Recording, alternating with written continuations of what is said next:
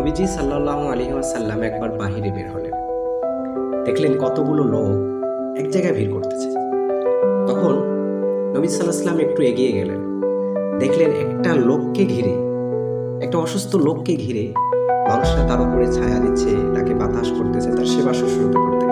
নবীজি বললেন, মা হাজা, লোকটার কি হয়েছে কি?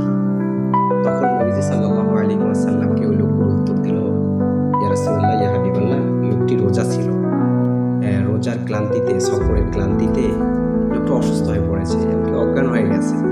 আমরা তার সেবা করতেছিলাম আর কি। নবীজি বললেন, দেখো, সফর অবস্থায় সে রোজা রেখেও কোনো সওয়াব পাবে না। কেননা আল্লাহ রাব্বুল আলামিন সফর অবস্থায় মানুষকে রুখসত দিয়েছেন। সে চাইলে রাখতে পারে, চাইলে ভেঙে ফেলতেও পারে।